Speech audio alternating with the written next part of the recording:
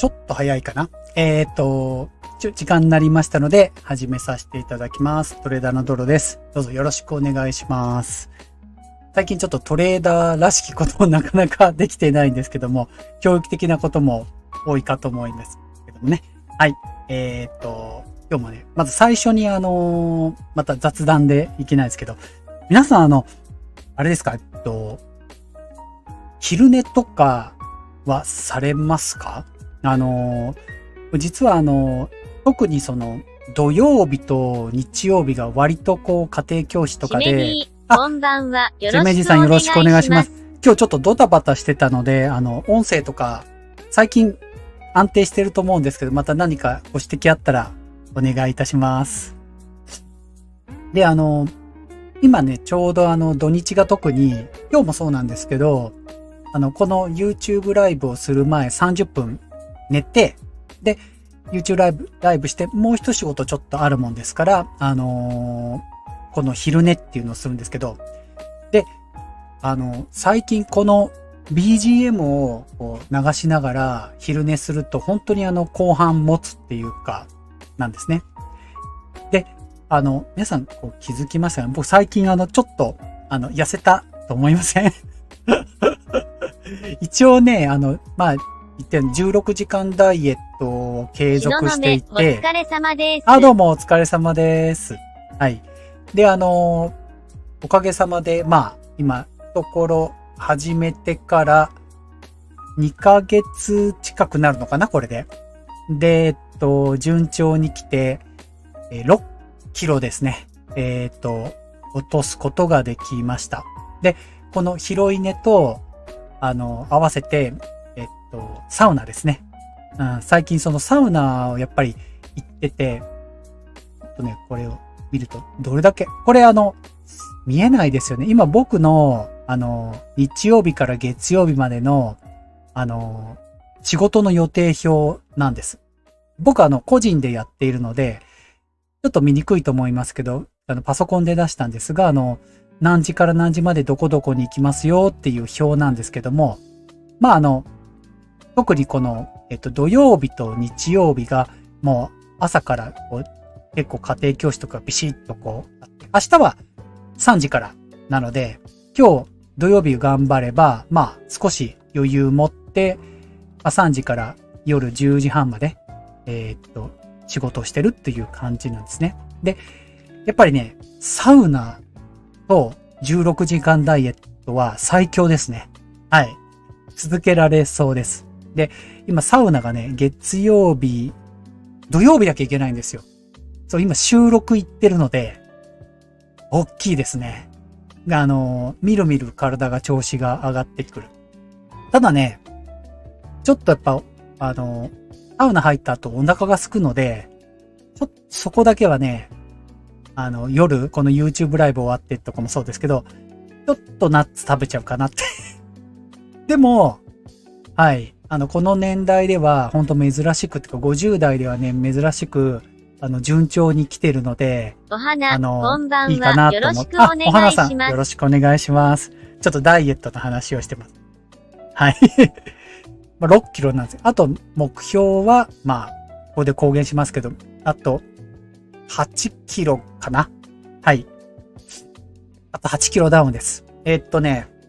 年末まではちょっと苦しいので、一応2月ぐらいを目安にあと8キロダウンまでしたら、まあキープできればいいかなと。ここからまた落としにくいと思うので、ただもう2ヶ月経ってだいぶこの1日1食プラスアルファ16時間ダイエットと、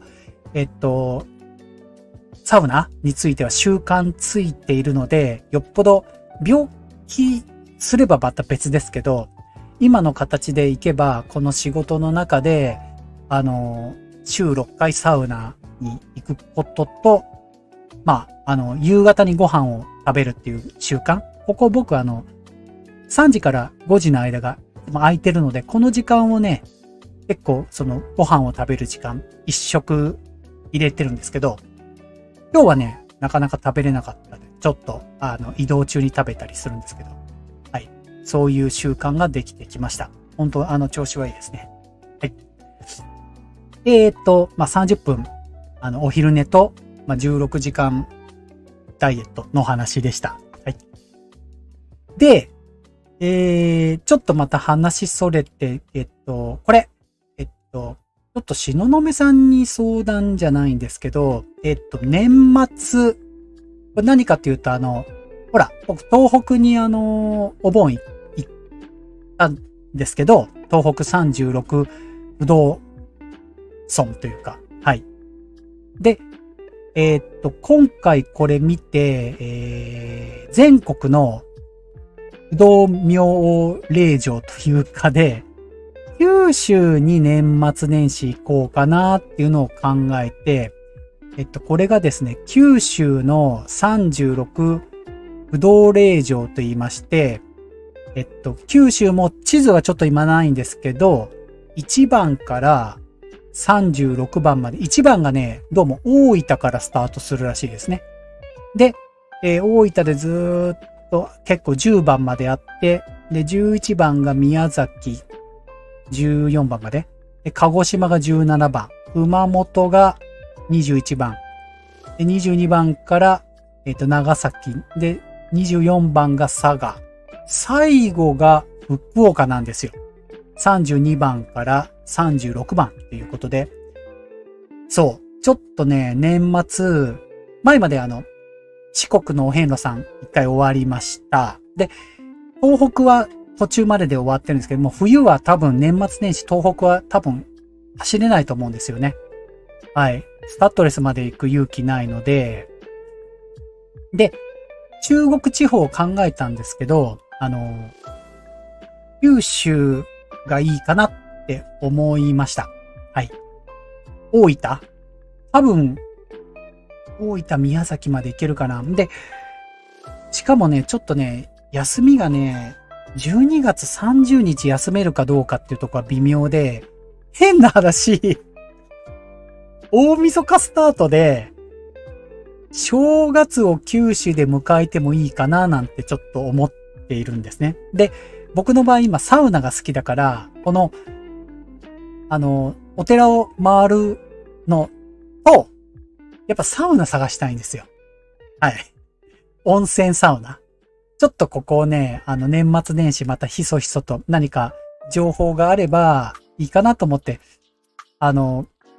福岡とかも全然、行ったことあるけど、サウナを求めて行ったりしないので、このね、お寺はもうこれで36決まってるから、でも大分だと別府温泉があるから、サウナもついてるのかなそういう感じで、年末ちょっとね、考えていきたいなと思ってます。もうすでに年末の計画を。またね、多分九州は TikTok 入るん、わかんないな。どうなんだろう。とにかく YouTube は失敗するので、これやると。電波が悪くて。TikTok でやるかもしれないですけどね。そんな感じで考えています。年末年始の話早いですよね。でもちょっともう今から。どこかにサウナの聖地みたいなのがありましたね。本当ですかあるといいけどね。九州は温泉はきっといっぱいあるとは思うんですけど、温泉とサウナがないと、ちょっとね、今もうすっかりサウナーになってますけど、はい。そんな感じで考えてます。はい。それでは、せっかく、雑談、今日ちょっとまた盛りだくさんなの。最近、いろいろやりたいことが多くて、あれですよね。はい。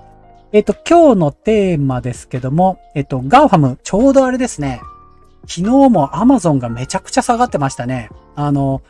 注目されてると思うんですけど、こちらのね、特集の方は、国ゼミさん、いつもお世話になってる新興国の関係の、YouTuber さんなんですけど、今、新興国だけじゃないですね。世界の株式研究所に変わってますので、ちょうどタイムリーになってますけど、2025年に、ガーファム崩壊、2025年にインドで新たなガーファムが誕生する可能性っていう動画がありますので、これ25分あるので、ちょっと25分は難しいので、インドのガーファムの誕生する可能性については、もしかしたらちょっとできないかもしれないですけど、今ちょっとガーファムの厳しい状況っていうのも、この動画とともにね、お話ししていこうかなと思っております。もちろん株トレと、お金大全も、やっていく予定です。はい。じゃあ、早速ですけども、トレーダーらしく、ちょっと、相場のね、話から言っていきたいなと思います。すいませんね。世界の、はい。まずですね、為替から行きましょう。金曜日、結局どうなったかを見ていきます。金曜日終値、ドル円が、なんと146までずっと落ちましたね。はい。いやー、珍しい。はい。まだずっと高いところにいるかなと思いきや、146まで来ました。ドルインデックスも下がりました。明らかにドルインデックスが下がったってことは、ドル安になった。ということになり、ドル安とドル円がこんだけ同じようにチャート動いてますので、円が安くなったっていうよりドルが安くなったと見た方がいいんじゃないかなと思います。その代わりユーロ円に関しては、見てください。146.0 なので、ほぼドル円と同じ数字。逆ですよね、今。ユーロ円とドル円が。はい。ポンド相変わらず高めです。まあ変な話、ドルがこうなってるので、ドル円以外はみんな金曜日は、為替見てもらうと、全部高くなってますよね。だからこれ、ドルが安くなったことがわかるかと思います。でも、香港、あと韓国のウォン、このあたりは下がってます。マレーシアも下がってます。アジアが落としてましたね。FX はそんな感じでした。日経いきます。金曜日やっぱ午前中、この間木曜日相場ように金曜日午前中ドーンと下げましたね。終値が 27,199 ということで、まあ相変わらず 27,000 近辺をうろうろしている状態。でもまあ1日で 1.68 のまあまあボラティリティがありました。CFD はその後、日経が終わった後に動いてましたので、アメリカ市場とともに一回、27,480 まで上がりました。はい。月曜日ちょっと上がるかもしれませんね。はい。というか最近なんか日本だけで動いてるより、アメリカの動きと連動してますね、日経も。そんな感じはします。日本だけでこう動くことがあんまりないですね。はい。では、アメリカの方行きたいと思います。すごかったですね、金曜日。これ、お花さんとか知ってますかね？何かあったんですかね？僕この相場しか見てないので、ちょっと最近ニュース疎くなってきてるので、何か指標が出てきて、ここでブイって上がってるの。CPI かなんか出ました？金曜日ってよくなんか指標が出ますよね。その影響かな？わーっと思って、もうほんと W みたいな形になってますもんね、みんな。ナスダックも、はい。多分午後2時くらいかな。あれ ?FOMC っていつでした？ちょっと忘れちゃった。FOMC この間あったのかな？でも関係あるのかな？お花、雇用統計出ました。やっぱ雇用統計。でも雇用統計が出るって雇用統計は一発目に出るからあれですよね。9時半に出ますもんね、いつも。日本時間で。だから、市場がスタートしてロケットスタートになってるのはこれ雇用統計の関係ですよね。雇用統計が出てポーンと上がって、で、なんかの表紙で落ちて、またなんかで上がったってことですよね、きっと。みんな同じチャートしてますもんね。ナスダックも SP500 もラッセルも。絶対これなんか指標があったと思いますね。すいません。なんかあったしか言えないですか？同じ形してるので。はい。先物もすごいボラが高かったですね。まあ、終値3773ということで、まあっていうところですね。半導体良かったですね。特に下げずに 4.60 で来ました。個別株もちょっと後で見てきますね。米国債が 4.68 で、これ高いですね、まだまだ。それから10年債の方が 4.16 ということで、ここもあまり変わっておりません。だから、この短期金利、長期金利はあまり関係ないということですね。今回の金曜日の相場に関しては。ということで、まあ、ビックスとかは下がっております。24まで来ましたね。はい。ほんと変わったチャートしてますよね。それから中国、香港、その他行きます。中国久々バーンと上がりました。香港戻りましたね。なんかボラが高いですね。反戦指数で、この間 5% 上がって、3日前かな？これで 3% 下がって、で、また金曜日 5% 上がって、指数で1日で 5% 上がるのは本当異常ですね。はい。この、個別株だったらわかりますけどね。失業率上がってから上がりました。そうなんですね。ありがとうございます。ちゃんと分析しろよって話です。すいません。はい。チャート見てから、なるほどねってなってますね。はい。ちょっと反戦指数はボラティリティが高すぎて異常です。はい。それから、インド。い位置に推移してます。ここ抜けるかどうかです。本当に。18,100 なので、このあたり確か最高値付近にいるはずです。18,300 超えたらインドが抜けます。どうかなーってとこですね。マレーシア、シンガポールもひたひたと来てますが、ベトナムが、ちょっと最近川端さん来てないですけど大丈夫かな？だいぶ底値でうろうろしてますね。997って書いてあります。ベトナムうまく上がっていかないですね。底値圏にいますね。はい。ユーロ圏行きます。イギリスだいぶ持ってきました。さすが。7300まで来ましたね。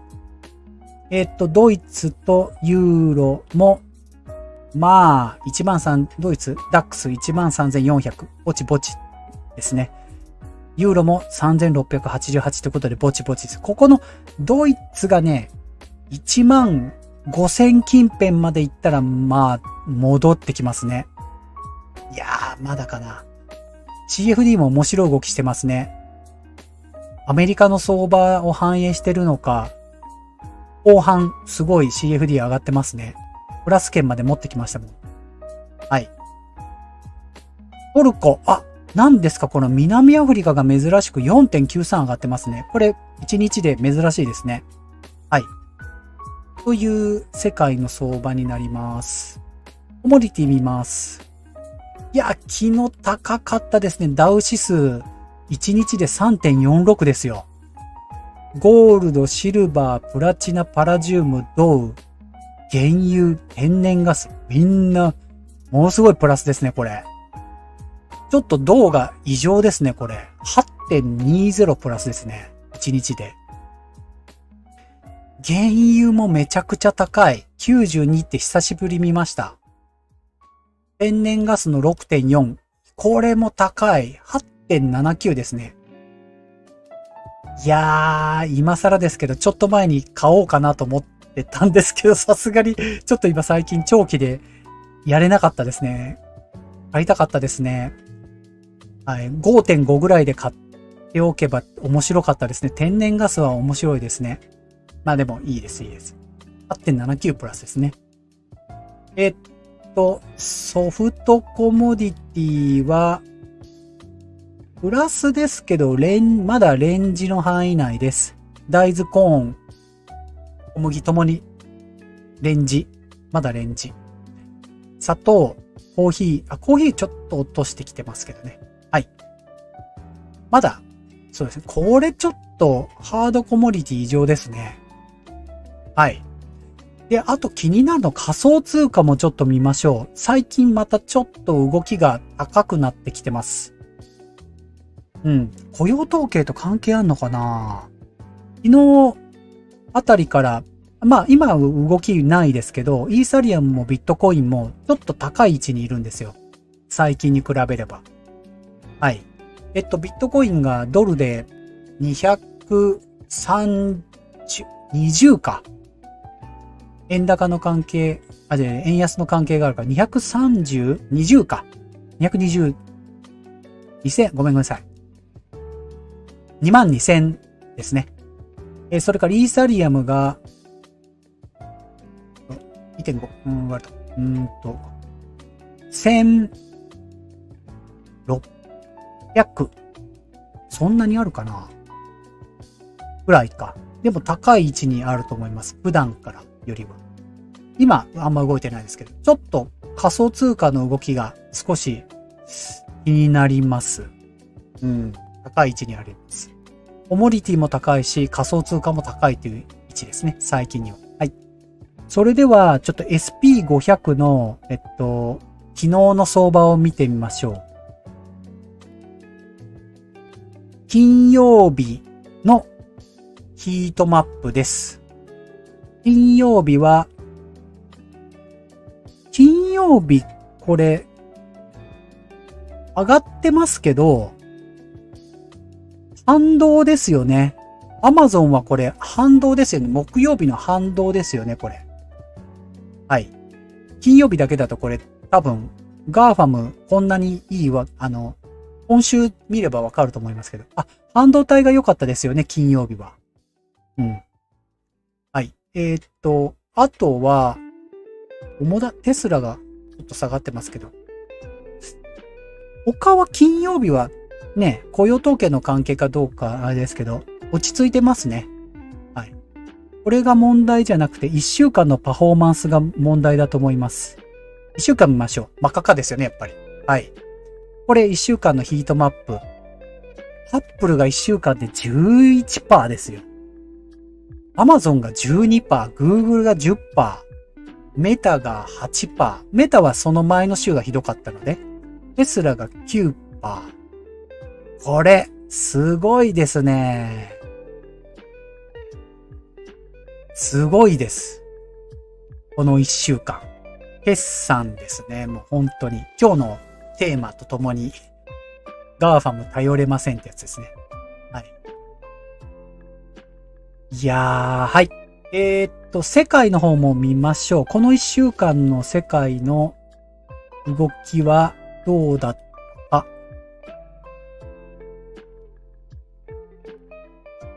明らかにガーファムが悪いってことがわかりますね。カナダ悪くないですね、1週間は。ブラジルはもう悪くないです。イギリスも悪くないですね。パッと見てわかりますもんね。世界全体では。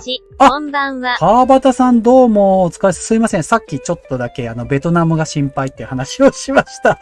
よろしくお願いします。お疲れ様です。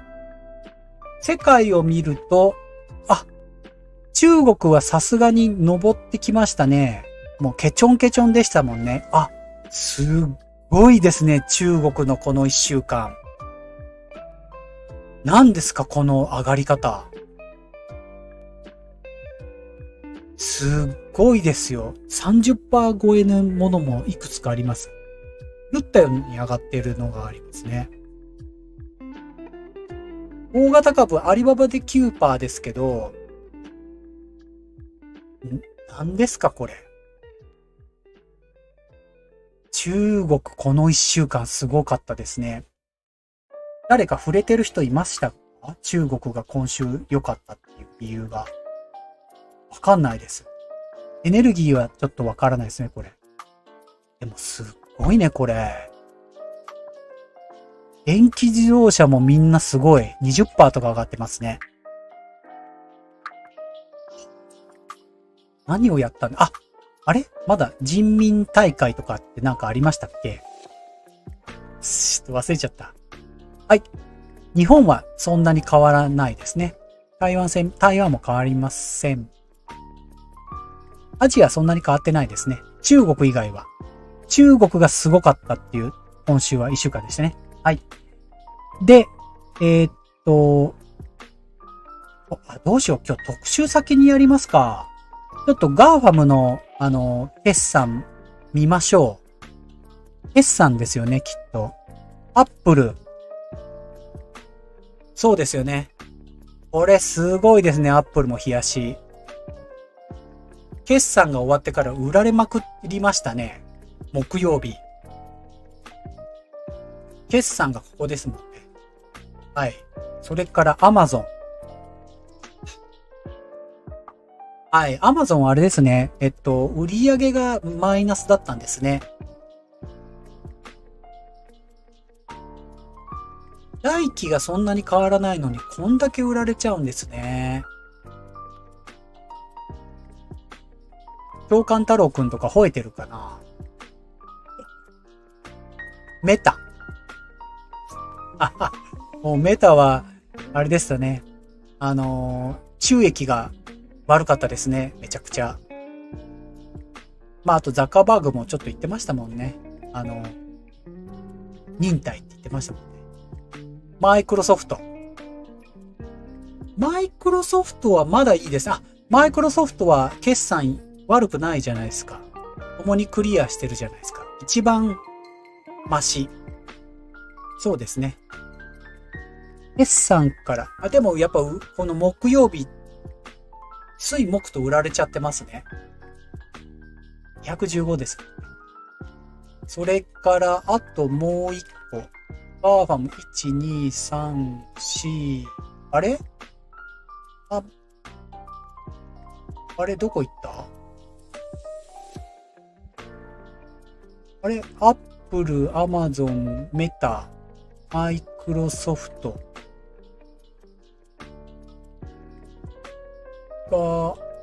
グーグルがどっか、アルファベットどこ行ったんだ？あれ俺アルファベットがないぞ。いつしか自分のポートフォリオにアルファベットが消えている。あれ？すいません。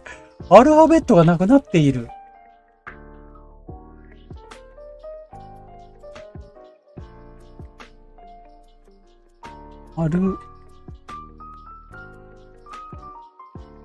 株式。あれ？なんでポートフォリオにアルファベットがないの？最近見てなかった。アルファベット。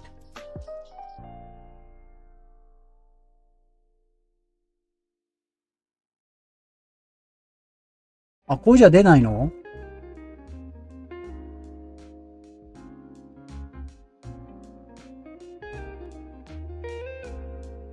これか。お気に入りに入れますね。なんで消えちゃったんだろう。すいません。はい。アルファベット Google ですね。こちら、冷やし。2つありますけど、C の方を今見てます。決算がここですね。Google こんなひどかったんですね。ケチョンケチョンで、言ってた YouTube の収益もすごい悪かったって言ってましたね。はい。今回は、GAFAM は、マイクロソフト以外は、あんまり良くなかったってことですね。1勝4敗でしたね。はい。ということで、すいません。先に、特集の方をさせてください。はい。こちらの、国ゼミさんの方のちょっと、話から聞いていただきたいと思います。これ、皆さん聞いてたらごめんなさいね。に分かりますので、よろしければチャンネル登録お願いします。またベーシックプラン以上のメンバーシップの方には私の保有銘柄や運用実績を公開していますので、そちらもぜひお願いします。概要欄に貼っておきます。今回の動画では GAFAM の決算を振り返り、米国株が今後急速に勢いを失う可能性がある点、そして今後大きく経済成長するインドの株価が高騰していく可能性がある点について解説しますので、インドのことはもしかしたら時間的にできないかもしれないですけど、GAFAM の時代は終わったということで、2022年は米国やヨーロッパでは約50年ぶりのインフレ、そして金利上昇によって株価が軒並み大幅下落となり、そして2022年の米国株の下落で私たち投資家が学んだことは、今後本当に米国株が何十年もシェアを取り続けるのか、そして米国だけに長期投資をして良いのかということになります。そんな疑問が残る中で追い打ちをかけるように米国市場を牽引してきた GAFAM の決算が先週発表され、悲惨な結果になりました。26日はアルファベット Google は EPS、 こちら1株当たりの利益のことになります。 EPS とこの売上上高ともに予想を下回りました。特に YouTube の広告収入がこれ前年同期から減 YouTuber さん少。でも YouTube はこれが初の減少となって、これガーが投資家ファムやばいってから嫌気と言ってるなりました。人もいましたよね。まあ翌日の株価は10%今回の決算はあれですけど、同じ日に発表されたマイクロソフトも EPS と売上高はどちらも予想をまあこれ上回ったものの、聞きながらでいいですよ。僕の感想もいいですけど、が市場予想を下ナス回り、ダックこれがは悪いとは投資家から嫌気となり、思ってないんですよ、長期的には。下げました。だけど、そして27日はメタがありまガーファムして、このようにが EPS は予想下回り、例えばメタが売上高予想を上回りました。復しかし売活するに上高はかなりは前時間が年同期比でかかるし、マイナス 4%、それよりも純利益はマまイナスた52%なんか新しい次の企業がナスダックを牽引する何か出てくるんじゃないかなっていうのは非常に弱かったということで、翌日の株価は 25% を下げています。これでメタはどう言ったらいいんでしょう。ガーファムっていう名前じゃないかもしれない。 28日は Amazon 例えばと Apple のファングっていうのもあったじゃないですか。 Amazon は EPS が予想を超えましたファングはが、売上高は予想を下回りまネッした。トフリックスもしかも入ってます EPS よね。が上がっているそれのはから11億ドルのテスラもリビアンの営業外収益が含まれていて、これは本業で稼いだ収益ではありません。アメリカのハイテクが終わるっていうわけではなくて、さらに年末商戦である10月から12月の第4四半期の企業は変わってきますよね。だってで、エクソンモービルだって今言ったように SP500 のは EPS 売上高どちらも10年前15年前かなんかは1位だったんですよね。販売数が予想を下回っていまして、これで若干企業が強くなってくると変わってきますよ。翌日の株価は1%はダメになりますね。29日にはアップル 7% の反発、ドル点マイクロソフト、アルファベットも 4% 程度の反発がありましたが、アップル以外は1週間で見ると、このように決算後から大きく下げていることが分かります。特にメタは1週間でマイナス 21%、今までと同じように成長していくっていうのはありえないわけだから、今回のですね、鈍化はしていくはずですよね。ガーファム最強説は崩れつつあるだけではなく、ガーファムだけで 17% を占めている、ここでも言ってますね。SP500 の割合が今 17% 株自体の投資計画を見ナ直すスダックで必要性言うとがある可能性があります。 40%、つまりですね、 50% ぐらいあるのか S&P500 な。はガーファムの依存が大きかったこと依存から、は高い今後ガーファムのシェアが弱まるとまあそうなんですけど指数全体も下落する可能性があるので、その危険性についても中身を見ていきたいと思います。過去10年の米国株のリターンを振り返るということで、 S&P500 の過去のリターンをもう少し深掘りしていきたいんですが、先日話題になったこちらのチャートを見ていきたいんですが、こちらはですね、日本のトピックスと SP495 ちょっとここカットしますね。これよく国ゼミさんが喋ってるやつなので、ここはカットしたいと思います。これだけこの10年ほどいます。S&P が来たということが証明されています。これは1990年から2002当たり前のように繰り返されて日本企業が占めていた時の研究をした方がいて、それがですね、ストック・フォー・ザ・ロング・ランの著者で有名なジェレミー・シーゲル氏という方なんですけれども、この方のですねレポートによると、1970年から1979年のこれ東雲さんが言っているところに近いこともあるかもしれませんね。欧州株、ヨーロッパが 8.57% リターンと利回り、日本株が 17.37% ということで、欧米諸国を大きくアウトパフォームしており、その後の1980年、これ10年過去10年間の米国株が 12.52%、欧州株が 18.49% に対して、日本株が とにかく2010年から2020年の10年間はアメリカはすごかったですからね。1989年で投資を始めている人たちのほとんどが逆に日そこ本のからスタート国内してます企業の収益が過去50年で最高になってますね。そうですね。 4% しかない上に、最高にそうですね。人口も米国の半分以下でした。篠山さん言う通りだと思い NTT のます。 PER は300倍を超えていたそうです。そしてですね、それが1989年は今からたった30年前に起こった出来事ですから、過去30年で日本株ブームが米国株ブームに変わったように、今後はですね、米国株がですね、かといって積み立てはまだどこがいいのって言ったら、僕はまだアメリカの SP500 とかだと思ってますね。こうガーファムがこういうふうに言われたとしても、だから前みたいなパフォーマンスは出ないかもしれないけど、じゃあどこに積み立てるのって言ったら、やっぱりまだSP500 ではないかと思います。4分の1程度は上場廃止、あとは経営統合、今までぐらいの去年までのパフォーマンスが出ないとしても、つまり今後も時代が変化すれば、米国でも同じようなことが起こり得るわけで、だからこそ特定の米国という国だけに一点張りの投資をするのではなく、幅広い国や企業への投資が重要になるということです。幅広くリスクを取っていくっていうか分散投資、じゃあどこに分散するか。ユニコーン企分散先がなかなか探せないじゃないですか。1300億円以上の企業を示します。これを見ると、中国、インドって言ってもなかなかそこまで分散する勇気って、一般の投資家の人でも難しい気がしますよね。情報が少ないから。今まだ YouTube でこうやって、国ゼミさんみたいなの出す人もいますけど、インドや中国の企業が GAFAM のようなシェアを取った時も、そのリターンが受けられないということになります。で、国ゼミさんもちょっと新興国株のインデックスはやめた方がいいとか言って、結構そして今後数十年ではアメリカでも難しいところに行ってくる。だからインドの ETF 買った方がいいですよとか言うんですけど、あの人はなかなか難しい。今回の動画では過去の投資家へのリターンというのは一部のトップ企業の存在が大きいこと、SBI 証券でもそんなたくさんあるわけじゃないし、調べないと出てこないし、ことを解説しました。投資信託量高いし、今後長期でリターンを作っていくために先進国も CFD の方がまだいいかなと僕は思います。きちんと注視しておく必要があります。また今後 GAFAM のような企業が生まれてくるには一定の条件があります。まず一つ目は大きな市場規模があるということで、 GAFAM のような企業が生まれてくるためにはその国の一定の市場規模がないと成立しません。全世界でサービスやプロダクトを普及させていくためには資金や人が必要になります。しかも国際競争力に勝つためにはその資金や人を圧倒的に短期間で調達し、一気にスケールする必要があります。つまり他国が真似をしてシェアを拡大する前にマーケットを取らなければいけないということになります。そうなった場合、残念ながら人口が数百万人、あとは1人当たりの GDP の2000ドル以下などの小さな経済規模の国では達成ができません。もう一つですね、世界のシェアを取る上で必要な条件があると言われています。それがですね、法律が緩い規制緩和ということで、そうですね、このあたりからなぜカットするかというと、国ゼミさんは東雲、積み立ては良いと思いますが、精神的な余力がいるかも。そうですね。本当に思います。はい。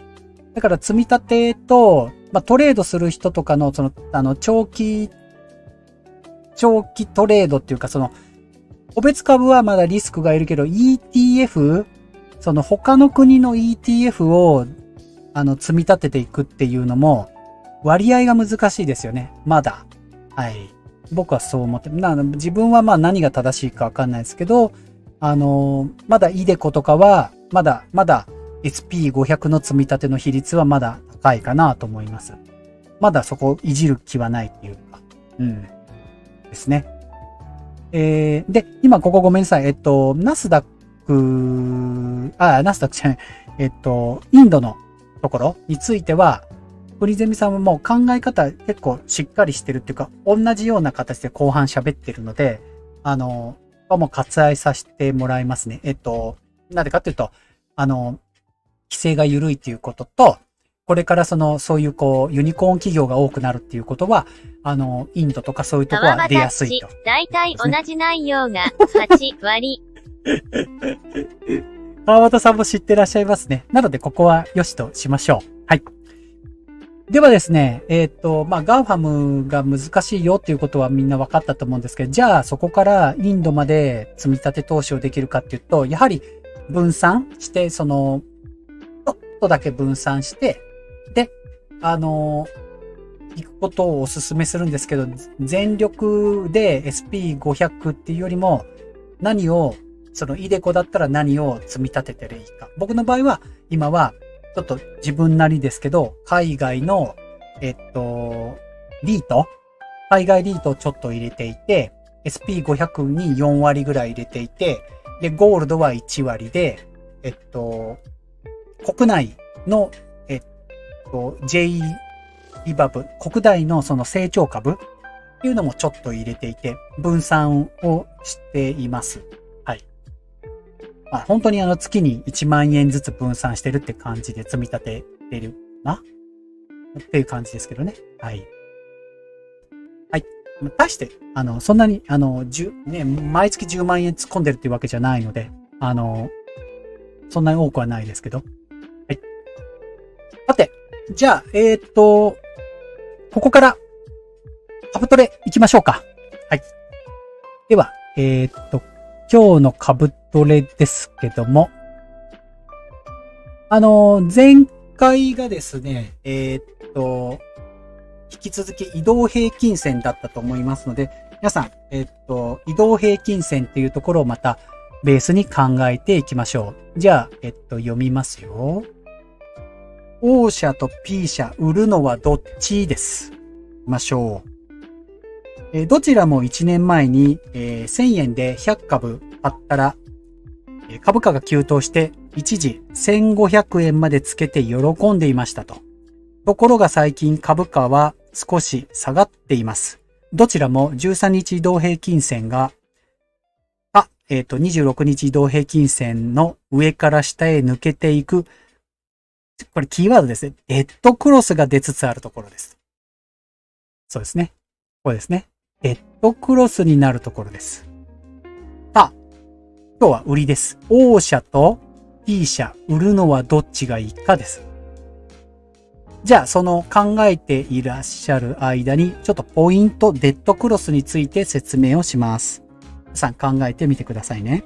デッドクロスとは、短期の移動平均線が長期の移動平均線を上から下へ抜けてくるところをデッドクロスと言います。株価が徐々に、下落基調を強めるところが出ることが多いので、売りシグナルになることがあります。ただし、デッドクロスだけでは騙しもあり、私はそれだけでは信用しません。ということですね。デッドクロスの仕方で売るならどっちでしょう。さあ、いかがでしょうか皆さん。移動平均線があってちょうどこのぐちゃぐちゃってなってますね。クロスしている。東雲、豪華な。はい。合ってるとこは同じですよね。期間は12。川場タッチ、シャウリ人気がなくなってる。人気がなくなってる。ここがね、これですね。売買高のとこも見たんですね。はい。いかがでしょうか皆さん。ほんと適当でもいいですよ。お花、本当に。にします。にします。はい。ありがとうございます。いかがでしょうか今日あと1台やってきますね。その間に、ちょっと、お茶を。いいですかね。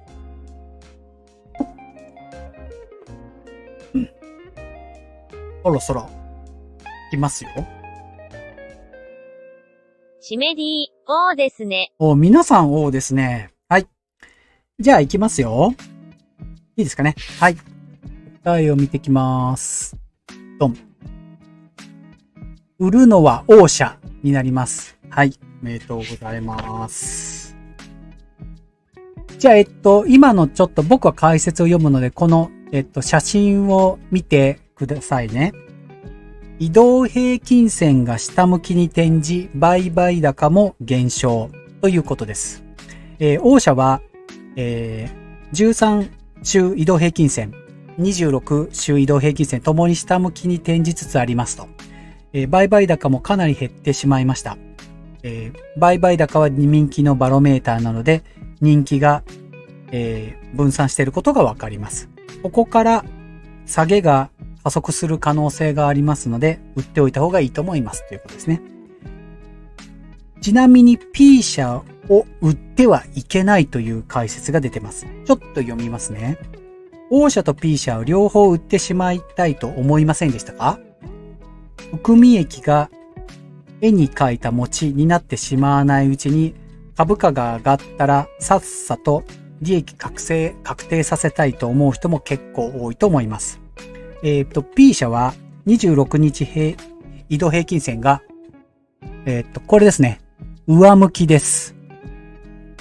売買高は高水準を維持しており、ここですね。上昇トレンドは崩れていません。こういう株を売らずに持ち続けていることで大きく稼ぐのに必要かと思われます。株価が2倍になるかもしれません。銘柄 20%、30% 上がっただけで売ってしまうのは大きく稼げません。上がったりする、値上がりするとすぐ売る、値下がりするといつまでも持ち続ける。利確は早く、損切りは遅いのが個人投資家、初心者の悪い癖です。利確は遅く、損切りは早い。投資家になるように心がけましょうというアドバイスをいただいております。じゃあ次行きますね。16番。上場したばかり。これ P と全く同じチャートの株を先週買いました。買ったんですね。どこの銘柄なんですかね。じゃあちょっと見てもらいますね。16番。今度 Q 社と R 社。チャート見えますかね。Q 社と R 社。買うのはどっちっていうことですね。ちょっと、説明を読んできます。Q 社も R 社も革新的 IT サービスを手掛ける高成長企業。6ヶ月前に東証マザーズに上場した際、投資家の高い期待を反映して、常は応募価格を5割上回る高値をつけました。常ですね。しかし、初値が高すぎたため、初値をつけた後、株価は大きく下落。ただ、売上利益期待通りに伸びています。Q 社、R 社とも株価が落ち着いたら投資しようと考えています。そこで、チャートを見ると次のようになっていますと。はい、そういう状態のチャートですね。初値から移動平均線が下にある。こっちも下にはあります。Q 社と R 社を買うならどっちでしょう。はい。ちょっと難しいかもしれませんけどね。じゃあその間にIPO についてポイントちょっと読んできますね。ちょっと皆さん考えてみてください。IPO、新規公開株の初値買いは割に合わない。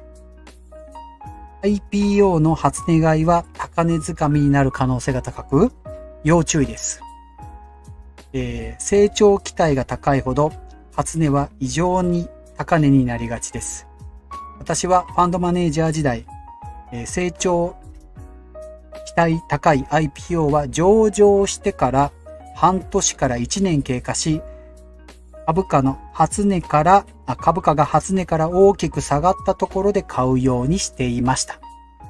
さあ、これ移動平均線がポイント。今回売買高がないのでね。R に1票。しめじさん R ですね。はい。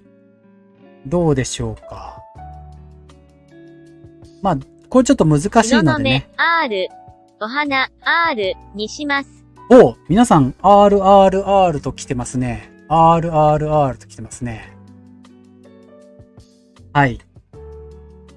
川場タッチ R 社ですね。最近なんか皆さん正解が多いですね。正解って言っていいのかな。はい。いいですかね。じゃあ出ましたね。じゃあ行きますよ。答え、ドン。はい。買うなら R 社です。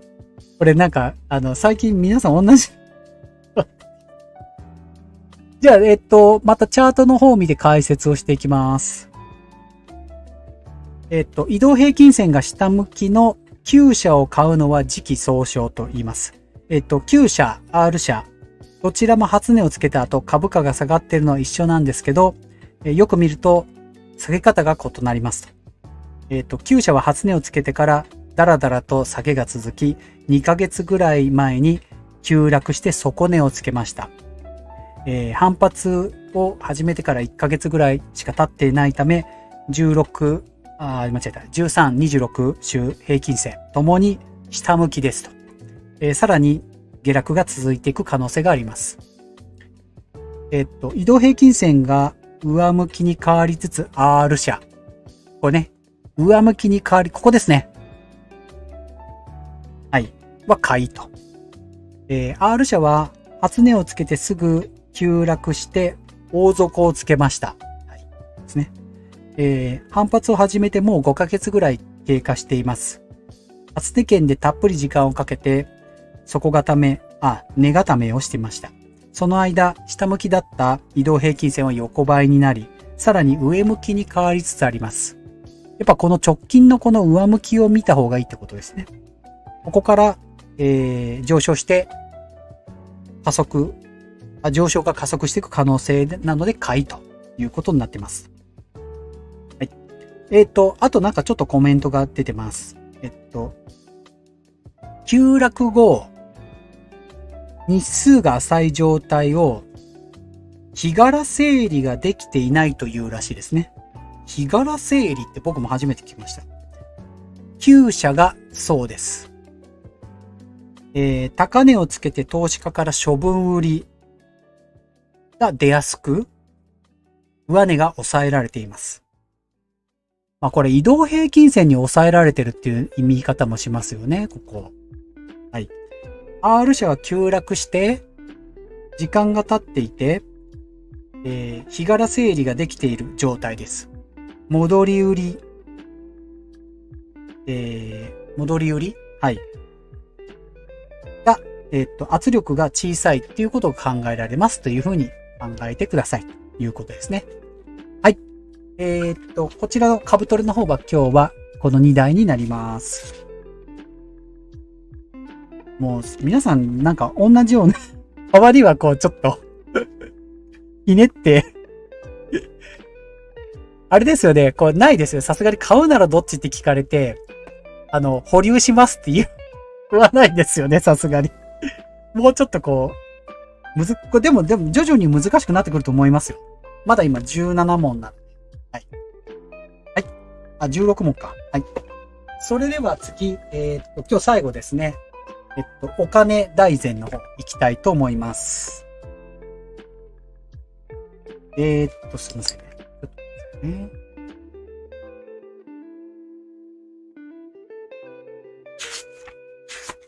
今日はですね、お金大全の100は、7番のライフプランについてと、それからマネープランについて、それからお金に困らない基本的戦略ということで、この3題についてね、パッと話していきたいなと思います。皆さんも気づいたとこあったらなんかご指摘とかくださいね。それでは、このライフプランについてどう立てるのというところ。皆さん、こちらの図を見てください。ちょっと読んできますね。皆さんの人生にはお金がいくらぐらい必要でしょうか？それを知るには、これからの人生の予定や目標を描く必要があります。そこで今後のライフプランの計画をしてみましょうということですね。教育、住宅、老後と人生でお金のかかる3つのライフイベントを紹介しました。前にですね。これに加えて今後の予定や叶えたい夢、成し遂げたい目標などライフイベントが追加で考えられます。まずはそれをリストアップします。はい。この表をちょっと見ていただくと、2022年から2032年まで夫が29歳、妻が27歳ということで、で、なんかこの方は、2年後に子供が0歳で生まれてるから、こう予定で30万円ぐらい。結婚で150万円。車の購入で50万円。子供が生まれて30万円。子供が30万円。マイホームで200万円って安くおかしいです。なんでこれマイホームで200万円なの？ちょっとわかんないですけど。どういうことなんだろうね。小学校で20万円。家族旅行で50万円。おおよそだからこういうイメージで考えろっていうことですね。はい。これ一個ずつ突っ込んだらキリがないですもんね。今後のライフプランを書き出したら、右のようなライフプラン表に、これですね、になっています。もちろんあくまで予定ですので、後で変更になっても大丈夫。東雲、すべてが安い。突っ込みますよね、これ。はい。突っ込みたいと思いますけどね。はい。そのライフプランに、現実的にかかる費用も大まかに書いておきましょうと。ライフプランは20年から30年でまとめて作成し、その都度、振り返って見直しましょうということですね。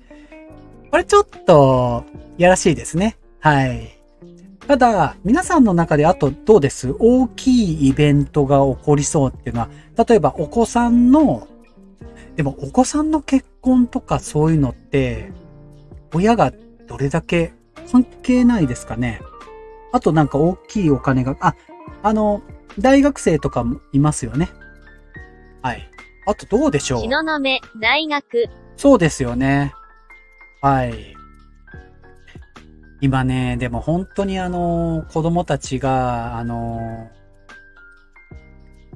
奨学金で行く子が増えてきましたよ。で、ただ、仕送りがいる子もいるので、どれだけ親が頑張って全部は無理かもしれないですけどね。義務教育中は安いでしょうけど、高校大学が。これちょっとあれですね。この、若いですね。このお金大全のターゲットは、20代後半から30代の人たちに読んでほしいんですかね。僕らみたいなちょっとこう、僕らごめんなさい。皆さん若いですよ。僕みたいな年の人たちが見るにはちょっと若すぎる内容かななんてちょっと思いましたね。はい。でも、東雲、無償化が進んでますけどね。そうですね。はい。思います。まあでも、私立は、もっと国が補助金がなんか出るような形にならないといけないと思いますね。奨学金の返さない形なのか、授業料をどうするかっていうことですよね。高すぎですよ。だって、これいいです言って、リモート多すぎなんですよ、今。銭湯っていうか、サウナ行ってて思うんですけど、大学生の子たちで、俺今なんか週に何個までリモートですって。大学高すぎですよ。リモートにしてるくせに。すごい思いますもん。何儲けてんのと思うんですけど。あれなんか、ああいう金額って適正金額ないんすかね？本当にそれはちょっと思いますね。ちょっと話それるかもしれないですけど。高すぎと思います。なんでそこまで、ねえ、子供が少ないからって言ってそこをかけすぎだと思いますよね。はい。ちょっと、意見っていうか出ちゃいました。次行きますね。これちょっと危ないですよ。8番いきますよ。マネープランはどう作るのっていう、お話になります。こちらもじゃあ皆さんちょっと資料を見てください。じゃあちょっと読んでいきますね。これからの人生、予定、夢、目標をはっきりしていたら、それを達成するのに必要な金額を知るために、ライフプランに基づいてマネープランを作成します。大切なのは、自分に必要な金額をいつまでにどんな手段で準備するかです。まず、これからの人生にかかる費用を集計します。前ページに、作成したライフプランの金額に、人生三大資金やもしもの時の費用を加えると、毎月の生活費以外に用意しなくてはならない金額がわかります。次にこれからお金をいくら貯めるのか調べていきます。毎月の収入や支出をはっきりさせることで、毎月の貯められる金額がわかります。これからの生活にかかる費用や、貯められる金額を引くと不足する金額がわかります。この時点でお金が足りるならいいのですが、多くの場合は足りないはずです。お金が足りなければ足りない分をどうやって用意するか考えます。表どんな風になってます？マネープランの計算例、かかる費用といつまで準備するか見えるか。住宅300万かけるいつまでに5年後。教育500万18年後。老後2000万35年後。老後の収入で賄い金額を計算する。老後の、これ入れるんですね。老後の年間収入と、老後の年間支出引く、老後の、きつ。老後の年間収入なんて年金と自分が働いていくらって計算しろってことですよね。これって、こうするんだ。ちょっと待ってくださいね。これってできます皆さん。東雲、わかりません W。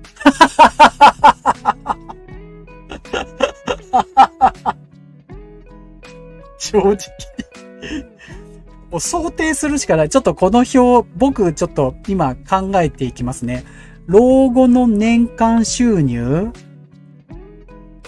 イデコと、年金と、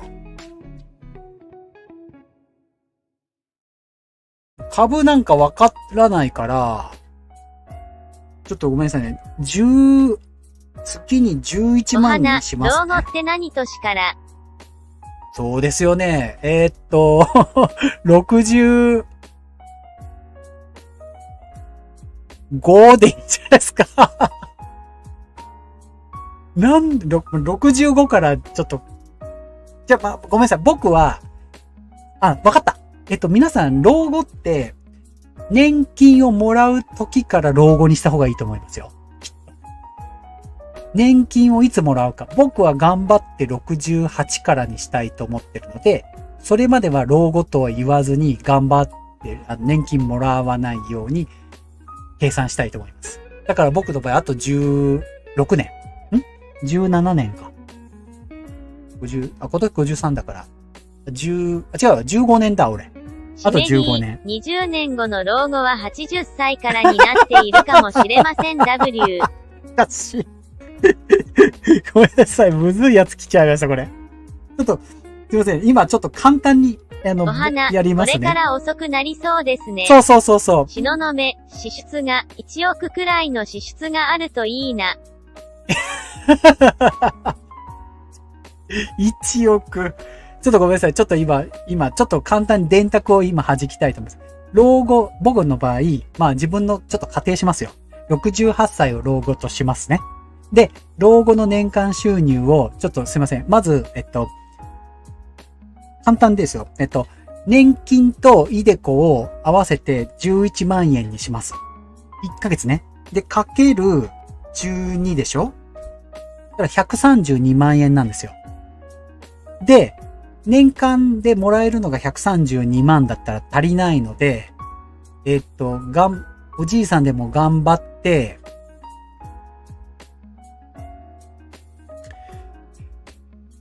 月に5万円ぐらいバイトできるかなとすると、5万円バイトするとします。かける12で60万ですよね。ということは、60万円でしょ？ってことは192万円になりました。収入が。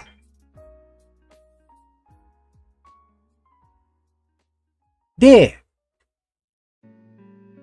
月に老後年間支出でしょ？これ。今の家に住んでれば、10万円で月暮らせるかな？皆さんってどうです？月10万円ぐらいで暮らせます？暮らせないかな？でもちょっと子供とか孫とかに金渡せねえけどね。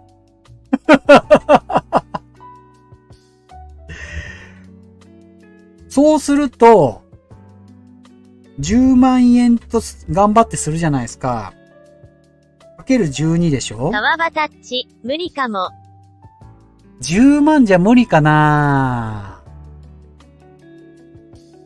ここちょっと考えない。支出マジで考えなきゃいけないですね。固定資産税、自動車税など考えると厳しいかも。自動車税か。確かに。13万かな。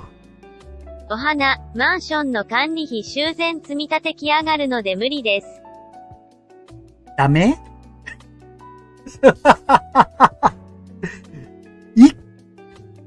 いくらならいいです ?15? 俺今15かかってるかな ?15 かかってないと思うけどな。川場タッチ、15万はいるかな。15か。ってことは今で言うと、そっか。年金とイデコで11万僕の場合ね、もらって、5万円働いて。10万は車諦めないと。そうか。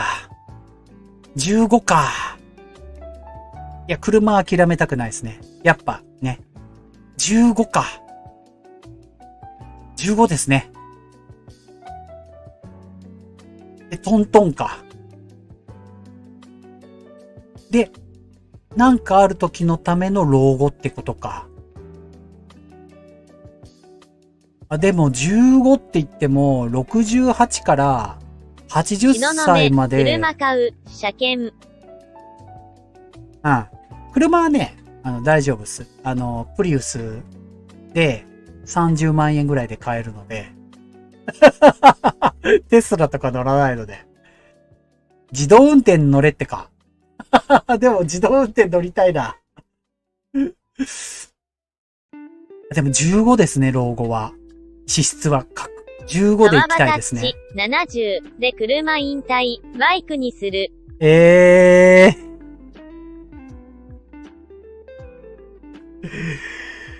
そうか、ここですね。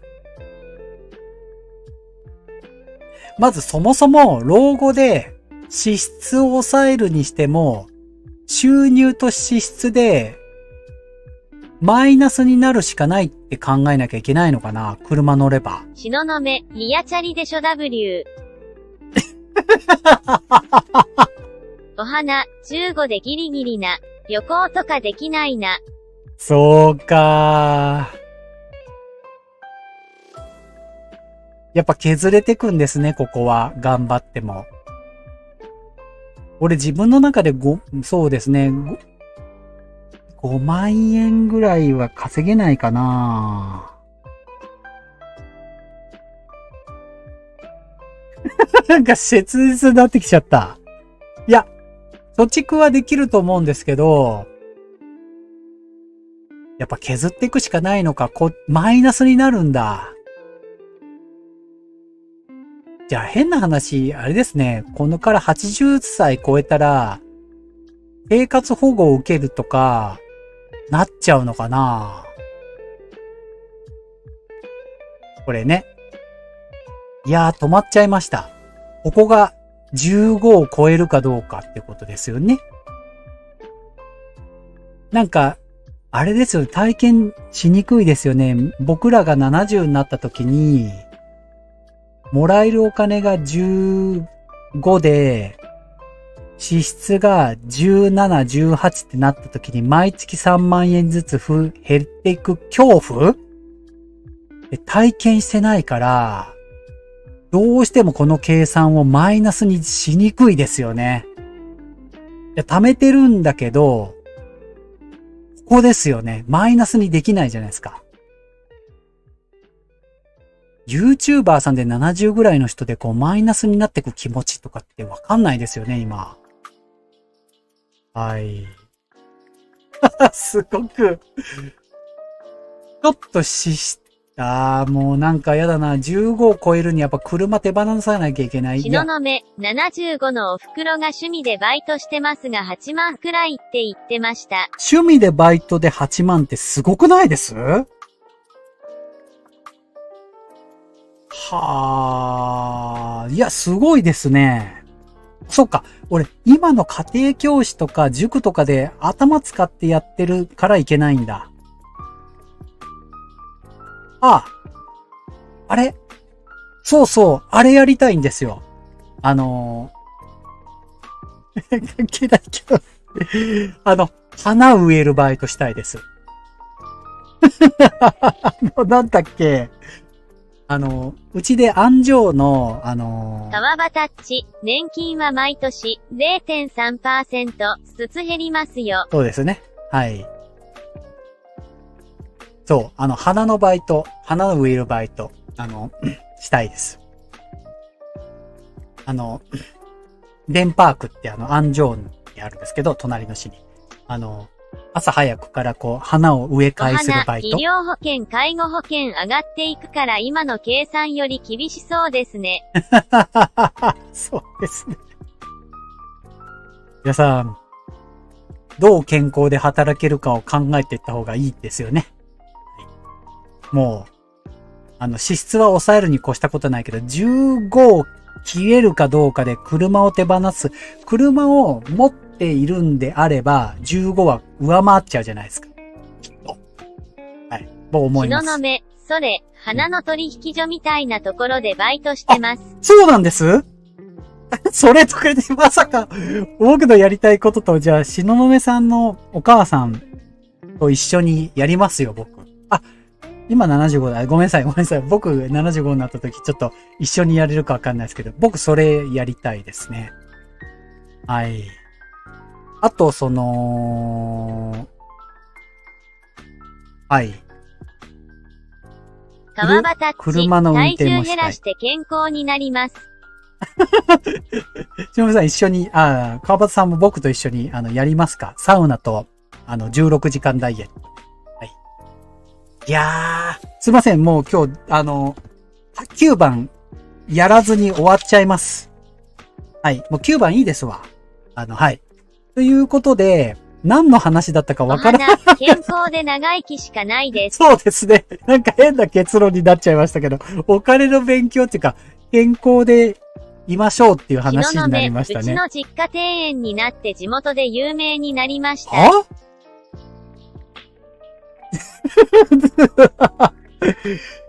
東雲さんち何やってる東海市でじゃあ、東雲さん、僕70とかになったらちょっと、聞きますよ。食ねえかみたいな。東海市まで行きますよ。ああ、すごいですね。あ、一個忘れてた。相続があった。まあ、いや、そんなこといいや、もういいや。はい。はい。ということですいません。ぐだぐだになってしまいましたけど、結論は、健康で長生きしましょうということで、16万を月に超えるには、車を手放すか、どうかっていうところが一つの結論になりました。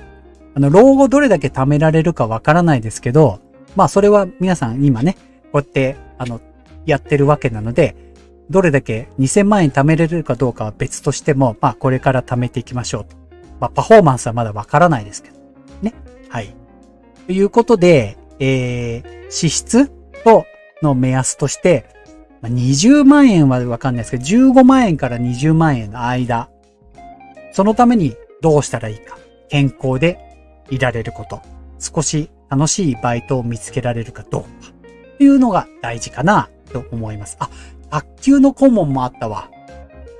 中学校の卓球の顧問もあった。まあ、いや、はい。すいません。じゃあ、また木曜日ね。ちょっと急ですけど、いや、終わりたいと思います。